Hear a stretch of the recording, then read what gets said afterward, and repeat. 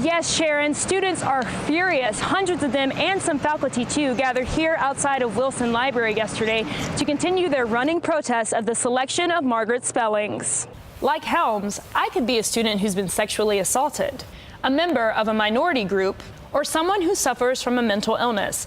But my professor may not realize how touchy material could affect me. Despite the cold, hundreds gather in downtown Raleigh today for HK on J, the mass march sponsored by the North Carolina NAACP. These people come from all walks of life, and one thing is apparent: unity. That's something that they value as they fight together for social justice and civil rights.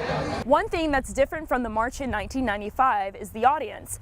Then, the event targeted only black males. Today, all are invited, including women and other minorities. You may be wondering, what makes chicken, bread, and cheese so special? Well, add a little grease and a homemade touch, and you have what nearly 4 million people have eaten.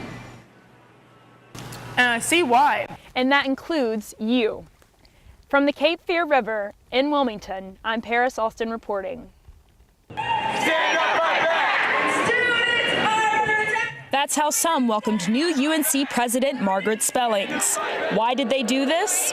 I deeply care about equitable education access and making sure that students who are marginalized and disadvantaged have the opportunities and resources that the most privileged do. I'm also incredibly passionate about democracy, and I don't think the BOG and I don't think Margaret Spellings represent that at all. UNC's Board of Governors selected Spellings after former President Tom Ross resigned last January. Some say the board forced that move. Students are upset because they weren't part of the selection process and because they feel Spellings represents things UNC doesn't support as a public university. She wants an open dialogue of all races, all genders, all sexual orientations, but her past history does not show any of that. We couldn't reach Ross for comment, but he stated the following in a newsletter Tuesday. It is unfair to blame her for what happened to me or for the process that selected her. Instead, we must all realize she is now the president of the best public university system in America. Will Weirson, vice chairman of the UNC College Republicans, says he supports Spellings. Can't look at the UNC system and say that there is not waste in our school right now. And so I'm looking forward to seeing how she can save money and promote higher education in our state. As for those who disagree, they plan to continue protesting until they feel justice is served. Spellings will serve a 5-year term as president. In an email Tuesday, she announced plans to travel to all UNC system campuses to hear students and faculty's concerns. Sharon, back to you. Kent Burdett knows a lot about water. A Wilmington native, he studied coastal geology in college and went to the Navy shortly after. These days, he's known as the Cape Fear River Keeper. My job is to be the voice of the Cape Fear River. The river can't go to a county commissioner meeting and speak up and say, hey, we really need to pass better zoning laws that help protect me. So I do that. Burdett is one of several river keepers sprinkled throughout North Carolina.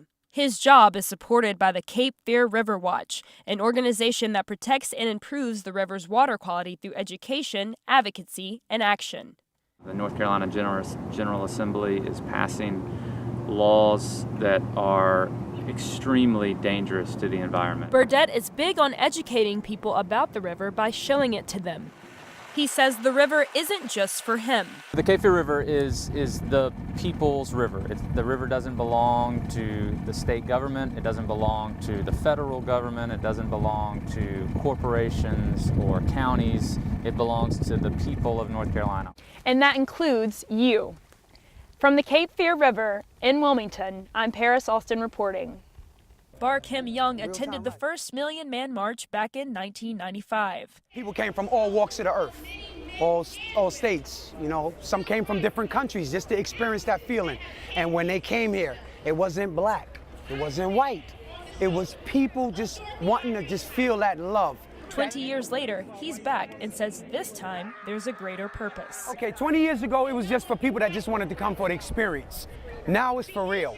Those here today rally against issues such as police brutality and immigration restriction. It's part of this year's message, justice or else. This is really a war campaign. The war is on injustice. That's Marlon Taylor, who goes by his Muslim name, Marlon 2X. He's a member of the Nation of Islam, which organized the march under the leadership of Minister Louis Farrakhan. Farrakhan's speech Saturday served as a call to action. The soldiers that we are, the followers, we were the boots on the ground. You need boots on the ground to touch the people, to get the people's hearts and minds to understand this call is for real and it's necessary. One thing that's different from the march in 1995 is the audience. Then, the event targeted only black males. Today, all are invited, including women and other minorities. The unity among them was evident. I'm meeting brothers from all over the place. You know, these brothers are from Chicago. They came and showed me love. It's something Young hopes those seeking equality can sustain.